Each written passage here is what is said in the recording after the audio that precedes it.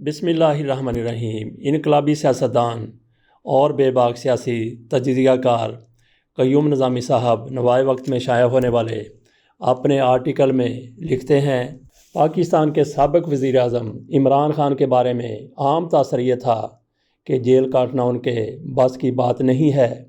انہوں نے اپنی جماعت کے کارکنوں کو شیلڈ بنا کر اور وکلا کو استعمال کر کے جس انداز سے اپنے آپ کو گرفتار ہونے سے بچایا، اس کی مثال پاکستان کی سیاسی تاریخ میں نہیں ملتی۔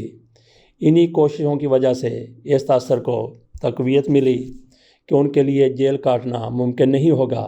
عمران خان نے پاکستان کی مشکل جیل اٹک میں کم و بیش 2 ماہ کاٹ کر اپنے حامیوں اور مخالفین دونوں کو حیران کر دیا۔ انہوں نے بڑی استقامت کے ساتھ جیل کاٹی اور جیل کی صحبتوں کی کبھی شکایت نہیں کی۔ اب وہ چند روز سے اڈیالہ جیل راولپنڈی میں منتقل ہو چکے ہیں۔ اس جیل کا ماحول اٹک جیل سے بہتر ہے۔ اسی جیل میں پاکستان کے سابق وزیر اعظم ذوالفقار علی بھٹو نے بھی اسیری کے آخری شب و روز گزارے اور اسی جیل کے اندر ان کو تختہ دار پر چڑھایا گیا۔ پاپولر لیڈر جب ایک بار جیل میں پہنچ جائے تو اللہ تعالیٰ اس کا خوف دور کر دیتا ہے۔ ذوالفقار علی بھٹو نے دلیرانہ موقف اختیار کیا تھا کہ وہ تاریخ میں مرنے کی بجائے جرنیلوں کے ہاتھوں مرنا پسند کریں گے۔ انہوں نے اپنا یہ موقف سچ ثابت کر دکھایا، جھکنے سے انکار کر دیا اور آج شہادت کے 42 سال بعد بھی تاریخ میں زندہ ہیں۔ عمران خان کے سیاسی مستقبل کے بارے میں فی الحال پیش گوئی قبل از وقت ہوگی۔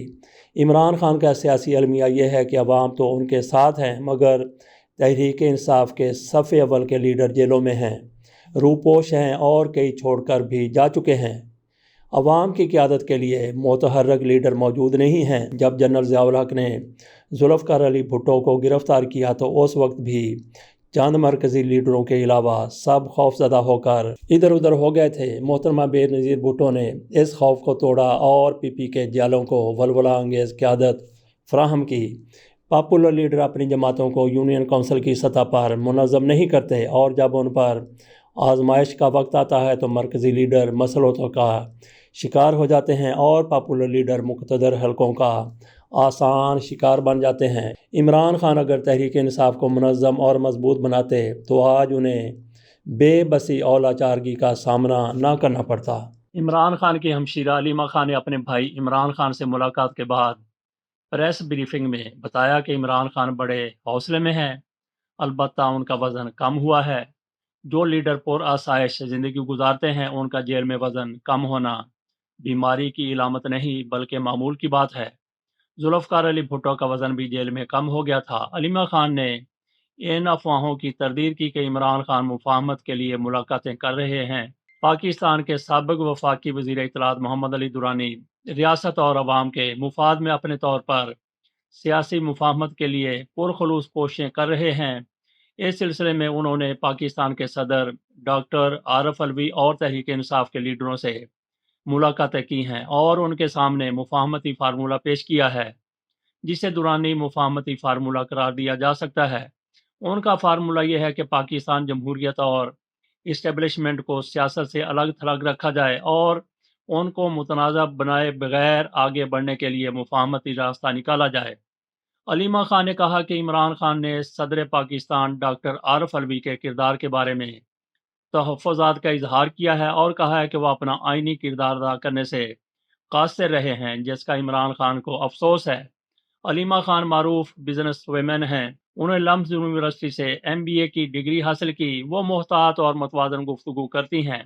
ان کو تحریک انصاف کے اندر قیادت کے خلا کو پر کرنا چاہیے۔ تحریک انصاف کے کارکن ان کی قیادت میں متحد ہو سکتے ہیں۔ وہ مریم نواز کی طرح قومی اسمبلی کے ہر انتخابی حلقے میں ورکرز کنونشن کریں تاکہ انتخابی مہم کا آغاز ہو سکے اور سیاسی میدان میں مسلم لیگ نون کے لیے خالی جگہ نہ رہے۔ تحریک انصاف کو انتخابی سرگرمیوں سے روکنا ممکن نہیں ہوگا۔ علیمہ خان اگر انتخابی مہم کو لیڈ کرنے پر آمادہ ہو جائیں تو تحریک انصاف کو اگلے انتخابات میں پنجاب اور خیبر پختونخوا میں حکومتیں بنانے کا موقع مل سکتا ہے۔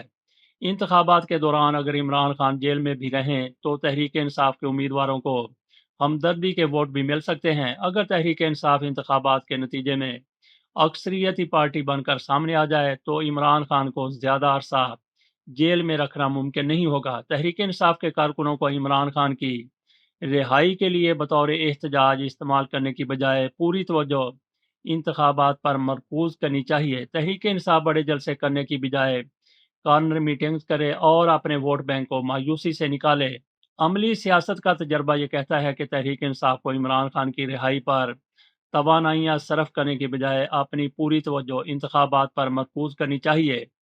वोट बैंक की पुरअमन ताकत से ही इक़्तिदार हासिल किया जा सकता है और इमरान खान को रिहा भी करवाया जा सकता है। कयूम निज़ामी अपने इस आर्टिकल में मजीद कहते हैं कि तहरीक इंसाफ एक और मुहिम जोई की मुतहम्मल नहीं हो सकती। इमरान खान की रिहाई का मसला वकला पर छोड़ देना चाहिए। अलीमा खान क़यादत के लिए मौजूद शख्सियत हैं। पर्दापोश शख्सियत इंतखाबी मुहिम के लिए मौजू साबित नहीं हो सकती। क़यादत के बगैर तहरीक इंसाफ की इंतखाबी मुहिम को मुनज़्ज़म करना मुमकिन नहीं होगा।